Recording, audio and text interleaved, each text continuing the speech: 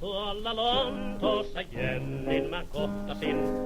Halo Vepi, ho. Hän on neitosten joukossa kaunihin.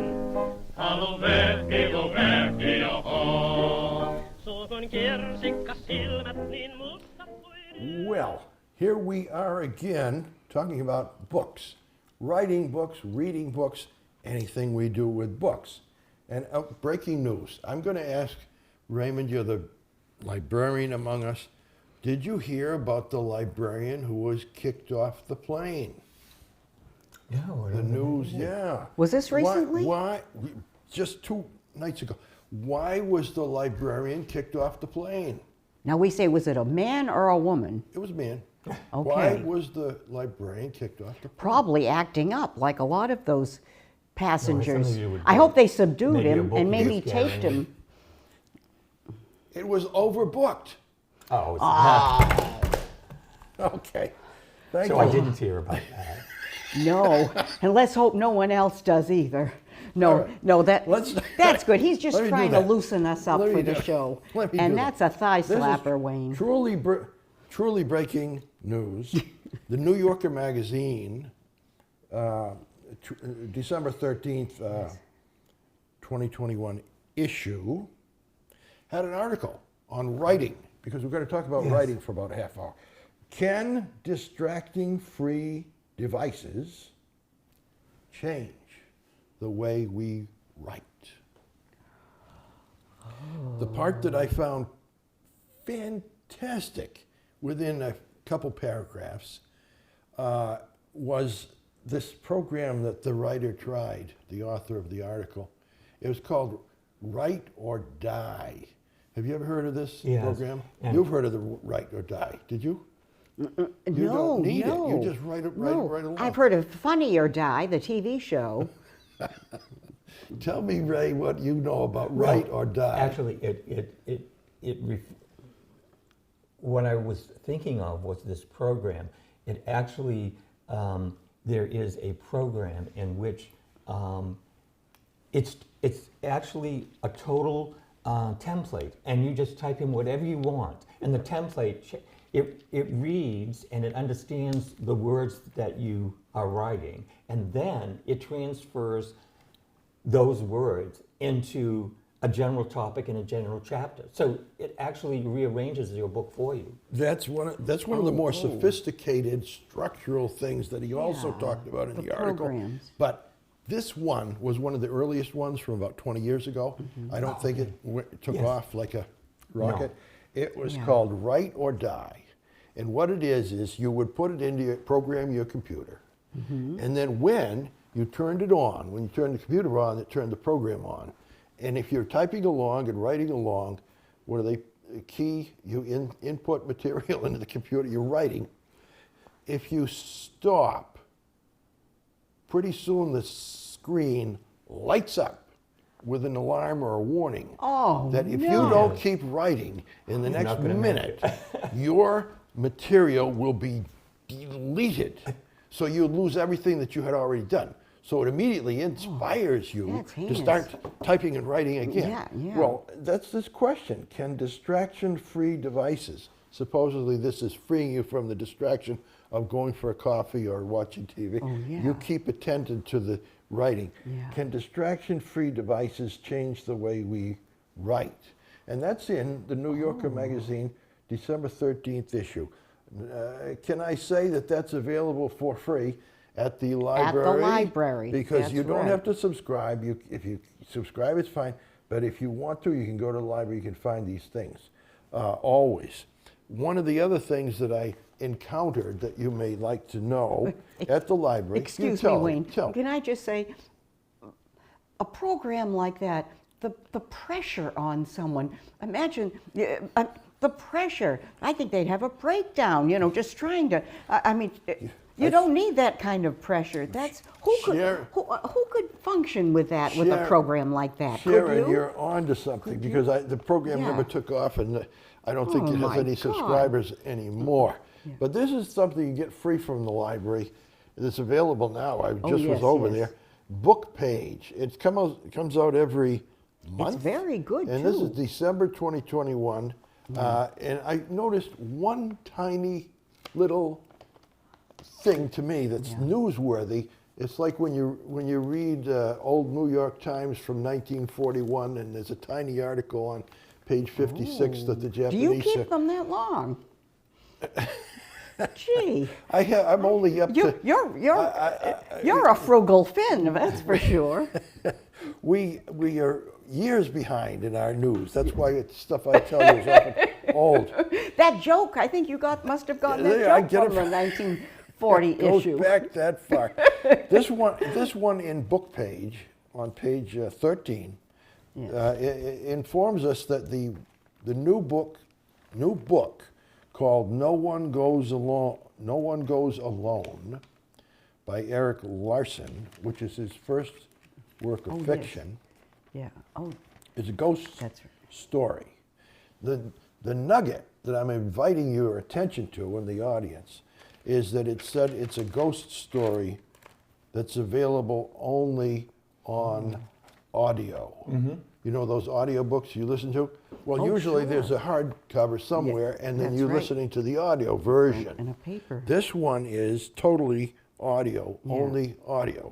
Now, if Eric Larson, author of that caliber, is going around figuring out that audio is the place to be, isn't it interesting to reconfigure your mind back 2,000 or 3,000 years to this character in Greece named Homer, who's talking over the campfire and in the town squares with people orally giving the story of the Trojan War or whatever it is. No books, no paper, no writing per se that we're going to talk about, but only speaking. And we're going, with technology, we're going 2,000 or 3,000 years later to books where the author's only going to be talking and we're going to be listening. No books, no reading, no paper. Well, that's the technology of today. And it's on page 13, and it's only one little, but I think maybe that thing is going to, if it will, metastasize into a paperless book society. What is your prediction? Well, I don't have necessarily a prediction, but I think it will definitely succeed. That's, for instance, some people can just sit down and sort of verbalize their story, and then it's recorded, and there you have your book is already written. And it's interesting that Eric Larson has many bestsellers, and that book is fascinating too because it has to do with how does one create a story, and he actually bases it on sort of on a comment that many people know that Henry James wanted to correspond with, well, he and his brother, William, wanted to correspond with each other after they had passed away. Yeah. So. Okay. And could I just And mention? I don't know, if I was relaxed and rest in peace, I don't think I'd want to be corresponding with people, but go ahead. Well, this is off the track a little bit, but I was just thinking, Eric Larson wrote, usually he's written nonfiction, some fascinating books. One of the first ones was called Isaac Storm. Are you familiar with that? Isaac Storm, I do not know. Well, it was the enormous storm in Galveston, Texas. At the time, Galveston, Texas, they said it was the center, the hub of commerce of every place. And this is before they had the sophisticated weather, prediction equipment and all that. And he knew there was a storm coming. I mean, this is really the storm of the century. And it took everyone. It just, the floods came.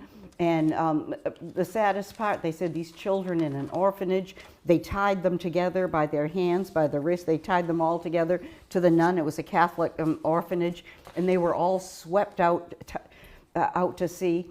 And Isaac had warned the people. He was sort of way ahead of his time. He could read the skies, and he was something of a scientist. And no one believed him. And they said because of that, Galveston was destroyed, and New York City became the hub. They moved it, but they said today New York would be Galveston. Galveston would be the place for commerce, for everything. But for that storm. And it's really a fascinating book. You don't have to like weather to, to I think you're talking to the right people. Gloucester knows storms. Yes, pays attention to the weather more than most places. And also, I mean, the perfect storm. What book do we know more than that one? Let me that's right. That's on the mention same level. what we're going to be talking about for the next few minutes is writing. Typically, we have specialties. Most of the things I write are historical novels, such as Drumbeat, the fine historical novel that is currently on sale at Amazon for the benefit of the Gloucester 400. So if you want to get in on it, I wrote it, but I donated it to the Gloucester 400. And the Gloucester 400 is interested in other authors coming forward, artists and authors with their productions, donating what they would to the Gloucester 400. Just contact them, and they will be able to review it. Remind people a little bit what that is about, Ed and Joe, the characters. I'm going to. Let me do that a little later. All right, I don't want to spoil it. No, I mean, we're going to be talking about how we write and what we write, and that's one of the things I'll give as an example. You have your own examples. Show a cover of a book that typically you're writing books as well as articles, but what columns. Your books look like. These are hardcover books, paperback books, hard copy books is what I mean. And you have, just give an example. And they're also an ebook, and this is in audio as well. Audible, audible.com. This one is. I have a one. So you have this both in paper? Don't keep moving it. Oh, I'm sorry. Is this good? Just hold it. Yes. It's A Nose for Hanky Panky. A Nose for Hanky Panky is not only on paper, but also in audio. An ebook and. Or an ebook. What was I going to say? If it's in it's not in audio. And audio. This one is in audio, yes. Audible.com. That's the big one. So what I mean is people out there would want to know if they're an author, is there different ways that you go about it? Yes. Can you go about it with a mystery story? I hired a professional to read it. It wasn't me. It's not me reading it. I'd be someone who'd get up and feed the dog and then come back and kind of just wander off and then come back. But this person has a studio, and she actually produced it. That's the technique that we're talking about. Yes. I'm going to shift gears, and while you're checking whether you want to read the opening paragraph is my suggestion, but you can find another part of the book if you want. This is I'm going to read my opening paragraph. Trying to surprise me, huh? Of Ed and Joe. Good. So you go ahead and look and find what you'd like to read. And I'm going to read my opening paragraph, and then I'm going to discuss with you opening paragraphs of books or openings of books. All right. This is from Ed and Joe, and it begins, of course, chapter 1. Edward Hopper was 40 when many alert men taste life's bitterness, and a gifted few of this mass of aging desperados reach the moment when they sense that change might be their best friend. Was he destined to be so lucky? Perhaps. It was a new year in early January 1923.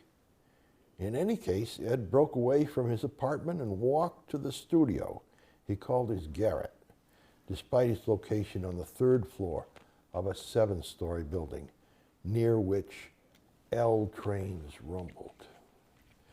Now, I'm not saying that is anything to emulate or look as a great example to follow, but I just would like the people who are writing, who are interested in writing, and it may be their memoirs, it may be a novel, it may be an article, it may be a short story, that when you open, I look for, this is something I taught, by the way. I'm one of the instructors at the Cambridge Center for adult education. Very And nice. I had a Zoom class going. I still have a Zoom class going on writing. And what I teach people is that the opening is important, because often a person looking at a book Oh, to yes. read or not, or to buy or not, is going to look at the opening and nothing more It's a than make that. or breaker. So be sure that your opening has two elements. One, the person that mainly this book is about, the journey you're going to follow. Who is that? It's Edward Hopper, the artist. And secondly, that he's in some sort of a trouble or a depression or a problem or a hazard. And I hope I conveyed by what I just read that Edward Hopper at age 40 was not in an ideal situation or didn't feel great about his life or his career. And that is when he came to Gloucester that summer. And Wow. everything else followed in terms of a love affair, the love of his life, Josephine Nebeson, and in terms of the career break that he figured out how to do it with marketable, saleable, profitable paintings that still satisfied his soul in his watercolors of Gloucester houses. That's the way it started. And the book is about that. Your mystery, I think you write often the mysteries in Granite Cove, Yeah, is which a is nose. which is AKA Gloucester. I call it Granite Cove, but all the Gloucester landmarks and Cape Ann, I should say. in disguise. A nose for hanky panky, is that in Granite Cove? Oh yeah, this is the first one. Originally, they were published by Mainly Murder Press of Connecticut, and Mainly Murder Press was around for a few years, not too long before they folded and just went out of business. Well, I shouldn't say they. I don't know why they did, but they folded. The woman who was running it would no longer, it was just too much of a Maybe burden. she was overbooked. Yeah, over. Oh boy. Go ahead. You're getting a lot of mileage out of that joke, Wayne. Well, anyway, Read us a part. so of I this just want to book. say so. Oh, I will. So I published it with Amazon. I published it myself under my own. What do you call it? Publishing company, and I call it Neptune Rising Press. Neptune Rising. Neptune Rising is also, I was told, I had my astrological chart done. That's my rising planet, or my planet at Neptune Rising. And I did the cover. I couldn't use their cover, the old cover. So I did the cover. That's my drawing, my Terrific. cartoonist. I did all my covers, the 3 covers, just because I knew what I wanted to put in there. I wanted to put in the pair of legs behind the desk, the spilled glass of wine, and the pig looking in the window, and the moon. And I think I got them all in. You did. Tell us Yes. a little bit. Give us a paragraph, the opening, or something that you're all right. particularly I didn't know I was fond going of. to. I know, it's new. I dedicated it to my parents. I didn't realize that I was know. going to read it, but I will read the first paragraph. Please. Okay. The murder had all the ingredients to create a buzz. Attractive professional woman, wealthy Chestnut Hill family, famous in pharmaceuticals, father, and last but not least, sex. The only missing ingredient was a Kennedy. Thus, I didn't begrudge the media for descending on our town like a flock of seagulls at a clam bake. After all, I cover the news too. I'll just read the second paragraph. Yeah, Can please. My job as reporter for the Granite Cove Gazette takes me many places, most of them not worth visiting twice. I cover events such as the Beautification Society's house tour and the Senior Citizens Chowder Fest. When we need to fill space, I'll even throw in the latter's bowling scores. May I say, your wonderful sense of humor comes out in what you've read, and I'm thank you. trusting that the book will be similar. Make it as a question. when you write a book, it's a murder story, a murder mystery. Yes, when you yes. write a book like that, where do you get your humor? What points do you find attractive and appealing to you and coming at you when you're thinking about the book, writing the book? Well, I sort of come from a funny family. I used to tell people we didn't nurture each other. We played tricks on each other. We played pranks on each other. That was our way of showing affection. I was hopeful you'd say that because I think that whether we write historical novels or mystery novels Yes. or short stories, we're writing often autobiographically, very consciously. Yes. We're using our Our own point of view. experiences, our feelings, and trying to put that together. But for the remaining 10 minutes or so, I've got to put this shifting into a different mode of writing that may be of interest to people because they read biographies or autobiographies.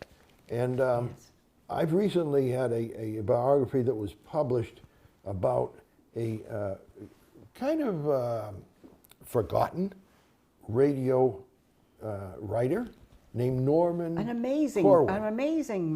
An amazing man when you look into had it. He me- lived to be over 100. You sent me some of the previews. I'll also read the first paragraph of, but you'll detect some of it'll echo what I just read, even though what I read was fiction. This is nonfiction, and yet you'll see a carryover on the writing tip or the writing technique that a person wants to, if you're writing, that a person wants to get across to an audience, whether it's fiction or nonfiction. All right. Now I'm going to read the. And he is local, isn't he? I mean, He was born in Boston. Of course, and then amazing. he moved out to. He's not to. better known, but he will be now. All right.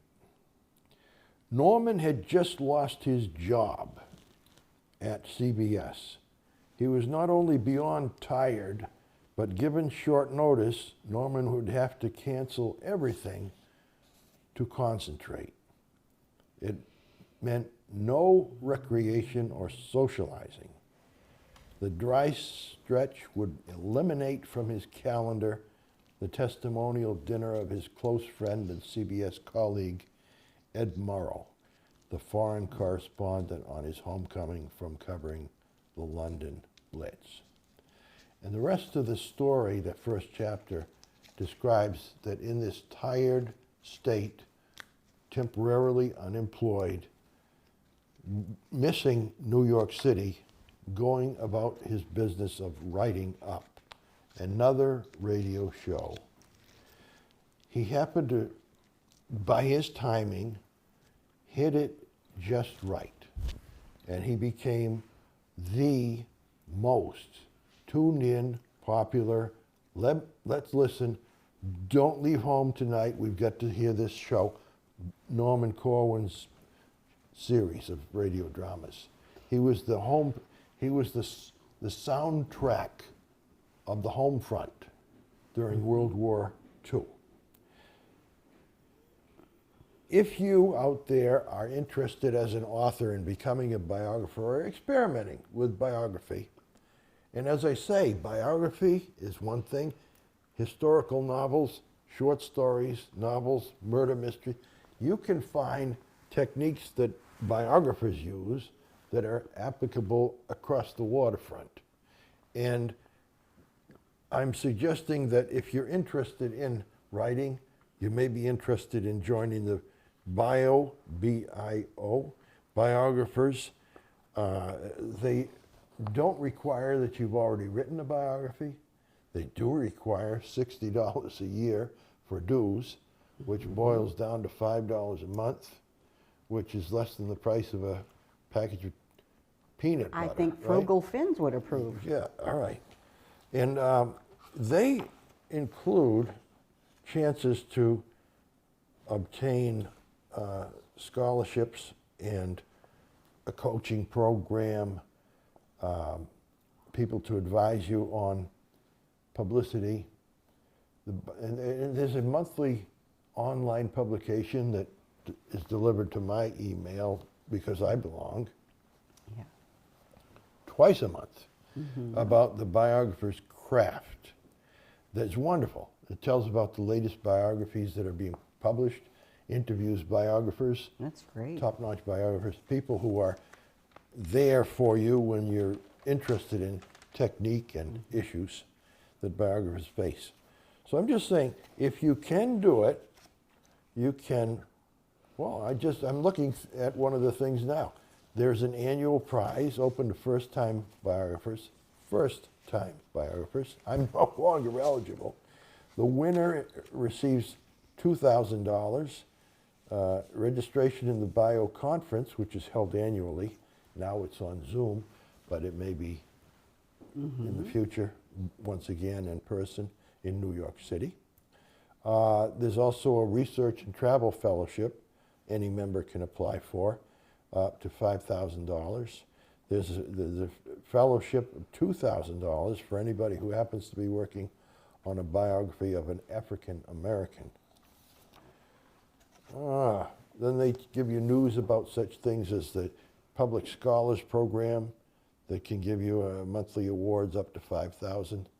Monthly awards up to $5,000, meaning $60,000. I'm sorry to talk so much about No, money, that's wonderful. but it seems to me a No. frugal Finn would say, what am I going to get for my $60? And $60 is that's not much. I'm a member of Mystery Writers of America and Sisters in Crime, and they're more, a bit more. I think $60 is really a bargain that you get all that. I vouch for it.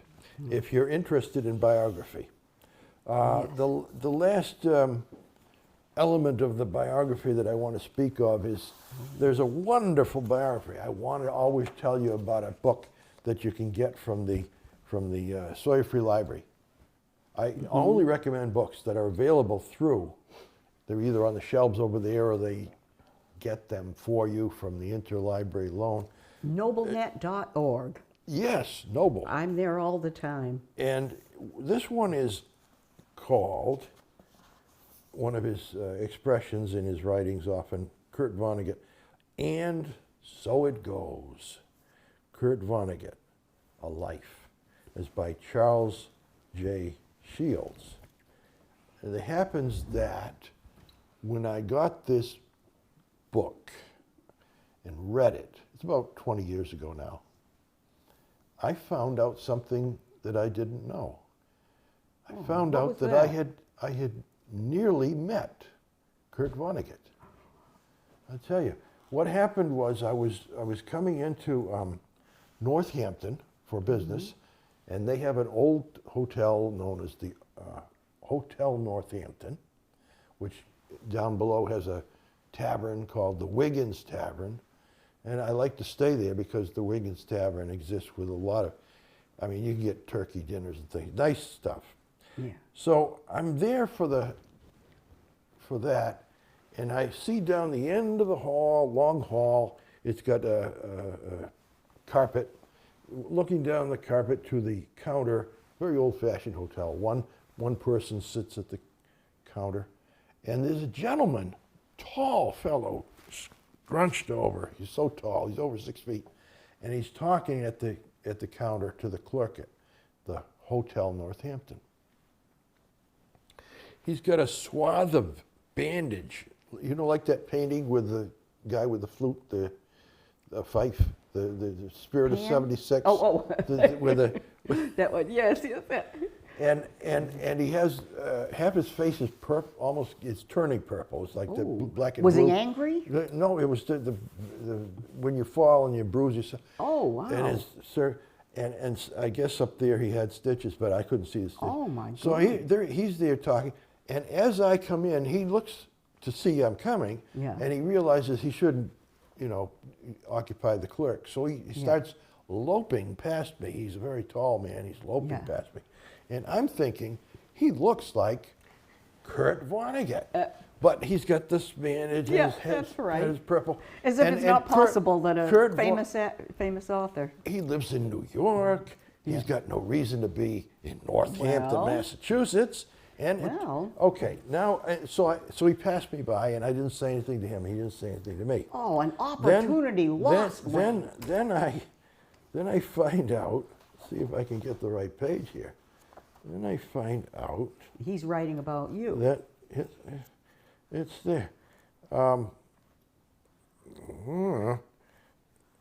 Oh, jeez. He mentions being there on that day, and Well, the long story short, you got to get the book out, but you'll see, he fell in the parking lot of the Hotel Northampton. He went for emergency, the stitches. Oh, his my his God. daughter brought him back and forth to the emergency room and dropped him back off at the hotel. Oh, So what I was seeing was Kurt Vonnegut after that occasion, which is when he was studying Northampton for a possible relocation Yes. from New York City. yes. And he was on the outs with his, strained relationships with his wife and Yeah. all. He would have wanted to talk with me. Well, not only And that. but I wouldn't have known what to say to him. But go ahead. Well, I was going to say that your whole history could have changed, because I can picture you talking to him, and then you would have changed his careers and become his personal amanuensis. But wasn't he also in Northampton for a visit to the Northampton State Hospital?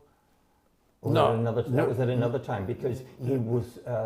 It had to do with a film, a setting for a film, and he wanted to check out the Northampton State Hospital.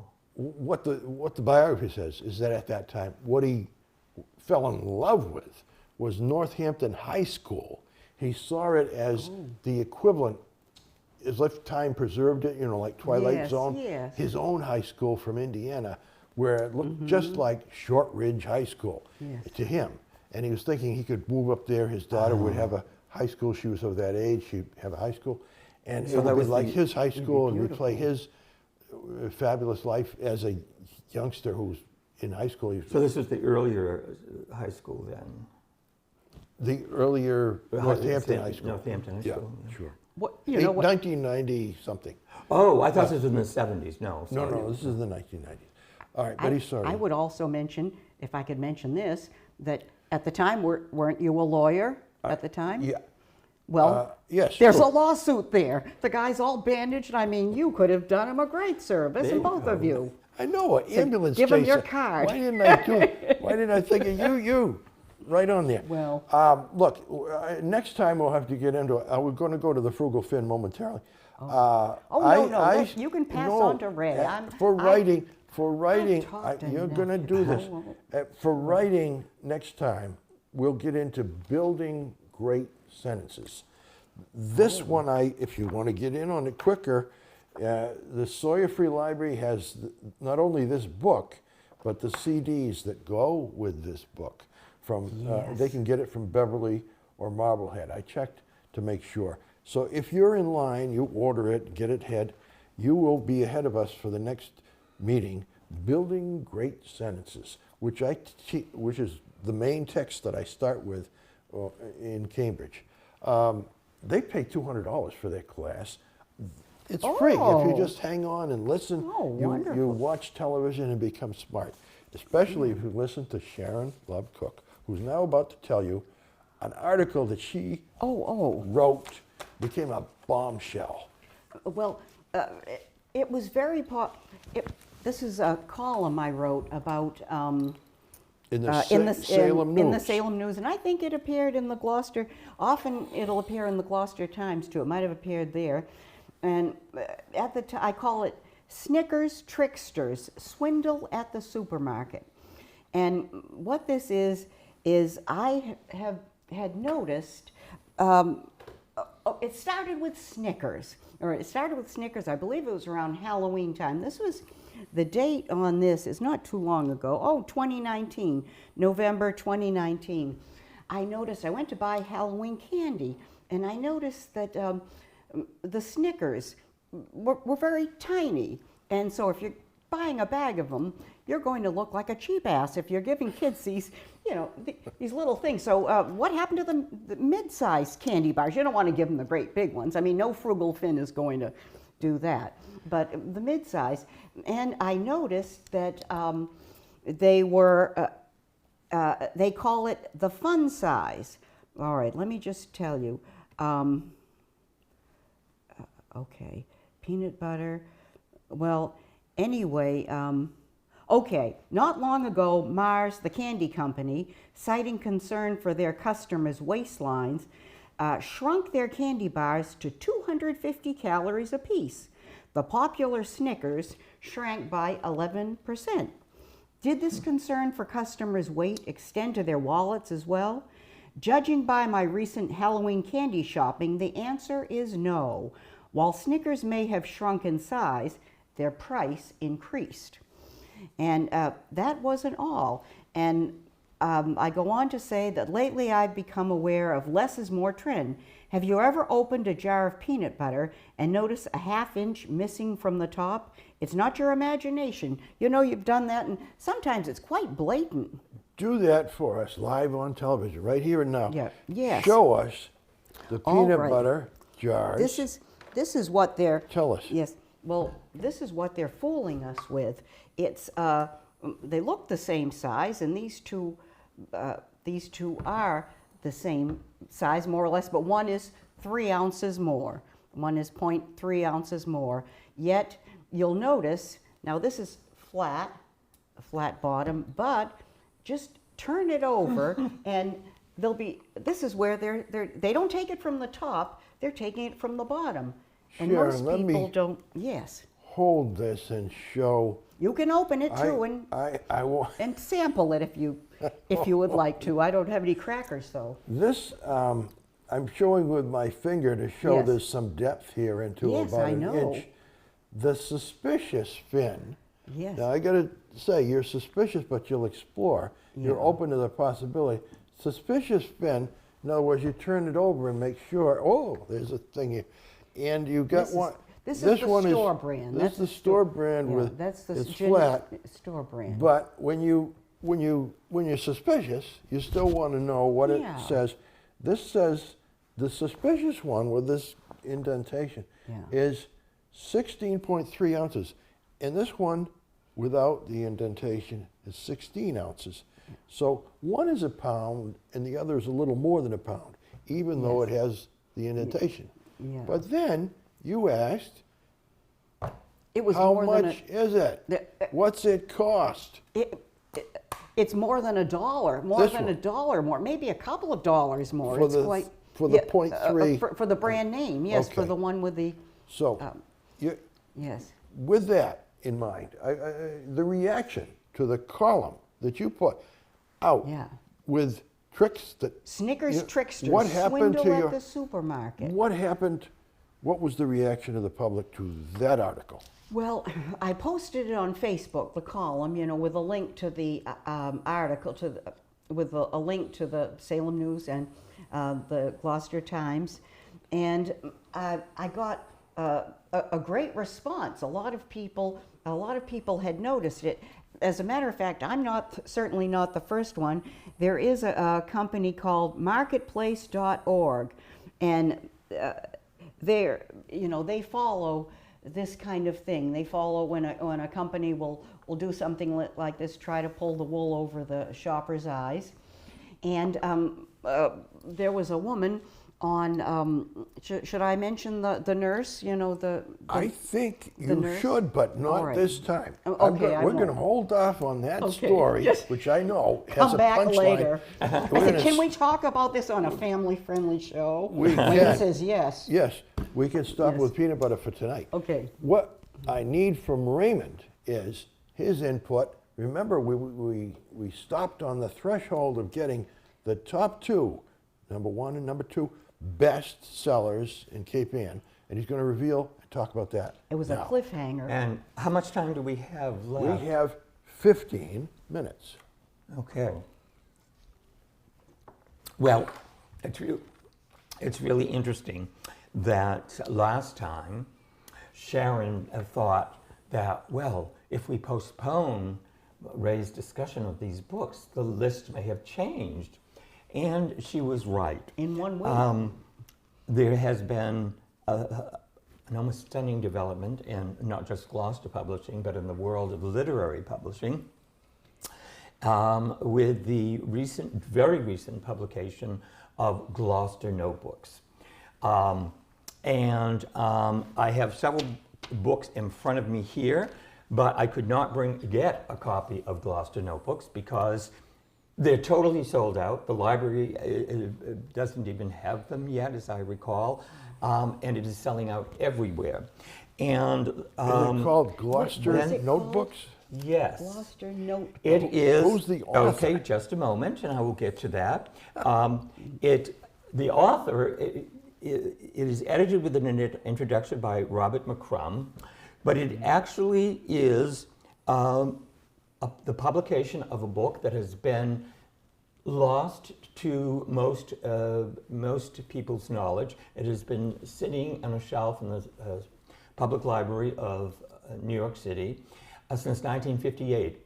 And now it has been published in facsimile form. It is actually a notebook with notes taken by T.S. Eliot when he stayed in Gloucester. And he bought this, is a journal, and he bought it at the old corner bookstore, which no longer exists, but was once at the corner of Center and Front Streets. And it is a book which is 1/4 leather bound, and it has marbled pages. On each page there are photographs of Gloucester, and in them T.S. Eliot wrote, handwritten, some of his notes of his impressions. But it's more than that, because in the introduction, as Robert McCrum says, he places the publication of this book in the context of major literary discoveries, or perhaps rediscoveries, because it's been sitting in the library since 1958. But in it, there are many new discoveries of minor import, but two actually have to do with two of my favorite poems by T.S. Eliot.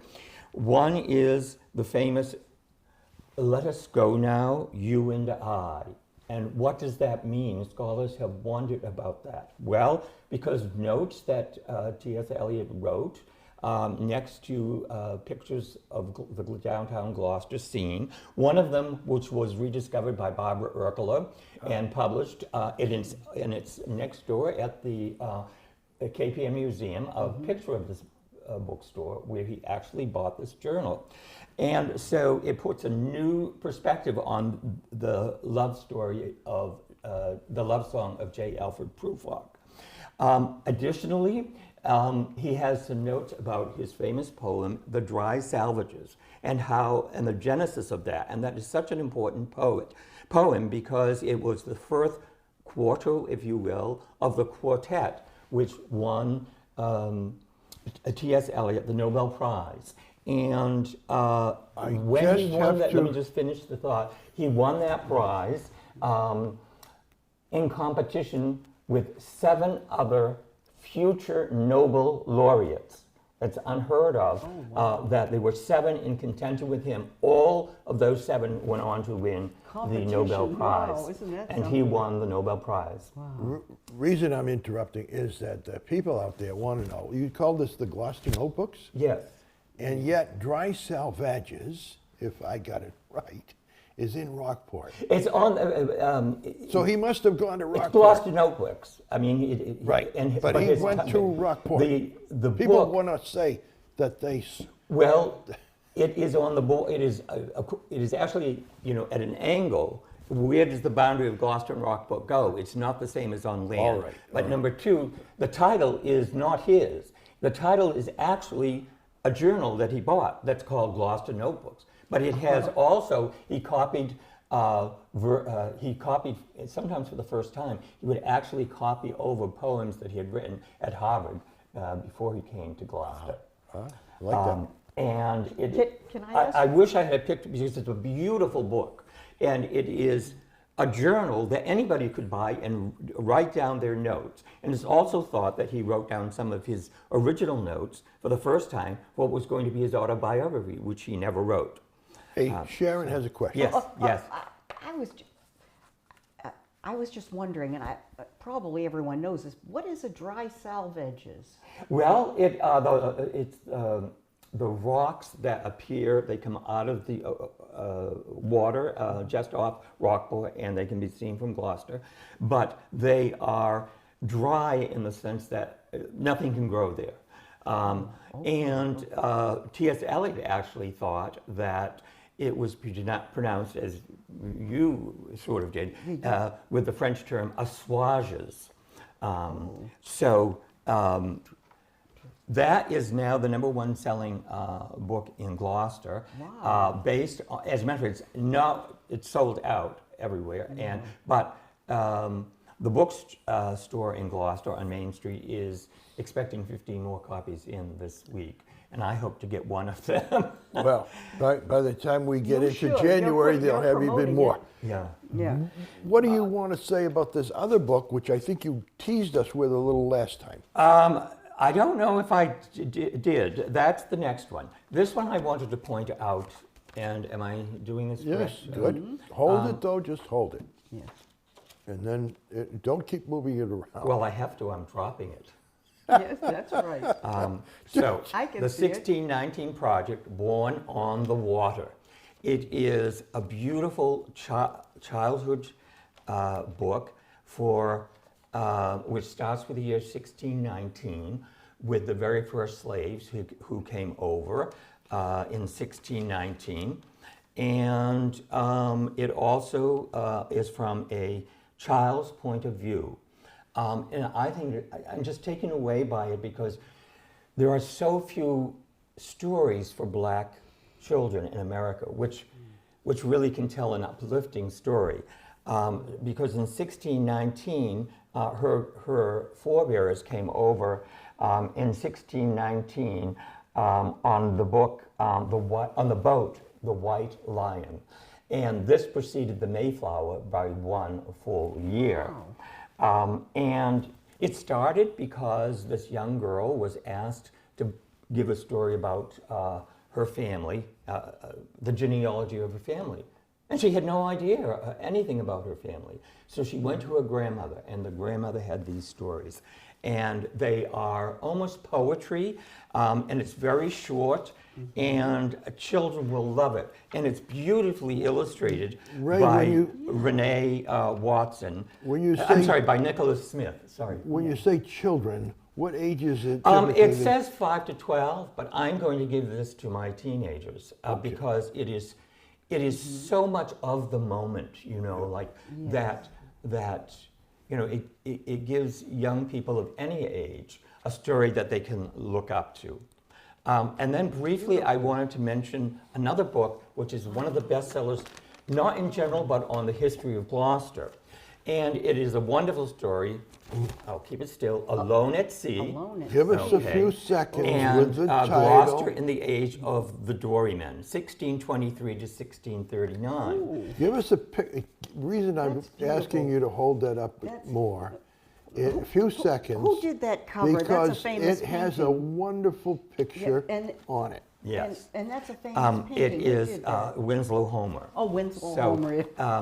I did want to say that what fascinated me is that it actually contains an introduction by James Connolly, who wrote the book Fishermen of the Banks, and it also has a quotation, 2 quotations, one from T.S. Eliot and one from John Garland.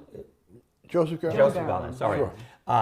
There is no harder life, no more uncertainty than any other occupations. And Gloucester has many widows, and also it is a book about trips that never came back to shore. It's a wonderful book, and there's a beautiful anecdote about it that John Morris his grandfather died in 1935 in a gale off the coast of Newfoundland. And his father and grandfather were fishermen, and his other members of the family. He did not want to become a fisherman, but he was fortunate in that he was interested in finding out some information about Gloucester for another purpose, and he found the name of his father, and he knew the story that his father had been lost at sea in a dory off the coast of Newfoundland. But he did not know, nor did his family know, that there was another man in this boat. Oh. And that man was George Daly. And no one knew this, but he got in touch with them. And this family, the Daly, their descendants, knew about John Morris's family, and that his father had been lost at sea, and they had found out some information about his grandfather that no one in the family knew, including a very interesting fact that the dory that they went down to sea in was salvaged, but not the two crewmen. However, the book was bought by MGM for a famous movie that has a Gloucester context, Captain's Courageous. That's what I was going to say. And that book with Sterling Hayden, the actor, bought it, and 3 years later, it was lost at sea off the coast of Jamaica. So there are other tidbits in this, that Annisquam, for instance, was a larger fishing port than Rockport in the 40s and 50s, and it also has some mentions, for the first time, to my knowledge, about the beginnings of the onshore fishing industry cited at Lane's Cove. Raymond, from Lane's Cove to the Sublime. You've got about 2 more minutes if you want to give us something profound. Well, okay, I'm just going to have to quickly tell you about Cloud Cuckoo Land, which used to be #1. And actually it still is, if we don't count the books that haven't come in yet, but they have been bought. Okay. So, what does that title really mean? It actually comes, as Wayne probably knows, from Aristophanes' The Birds. And it really could be Cloud Cuckoo Land. We could perhaps think of it today's La La Land. You're just sort of out there in outer space, if you will, or nowhere. And as the subject, this Cloud Cuckoo Land is also the subject about a book by Diogenes, which, according to the author, was a Greek tale or short story, and only one copy survives, and this copy is warped by age, scarred by mold, and battered by history. It's a coming-of-age story because 3 teenagers find this in very mysterious ways. They come across it in the 1500s in Constantinople, in the 20th century on a farm in Idaho, and then it is taken on a flight into outer space. And so it is about the interconnections between human beings across time and space, and about the transmission of knowledge, and how young adults are connected to this one surviving manuscript. So that's about all I have time, but I hope that whets your interest in Cloud Cuckoo Land, which has also been nominated for the Pulitzer Prize, the National Book Award, it's very popular. Is mentioned on at least 3 top 10 best books of this year. Ladies and gentlemen, it's coming round the bend. I mean, you start talking about books and peanut butter. We get, yes. I mean, we don't have enough time to do it all. And next time we're going to get into building great sentences. Just in passing, word to the wise, thank you, Becky Coyle, for your production assistance, always accommodating and helpful. And we would be nothing without her. Nothing without her. And I just want to say, if you think nobody cares that you're alive, try missing a car payment. Thank you, and next time. See you. Thank you. Thank you. Tune in next week.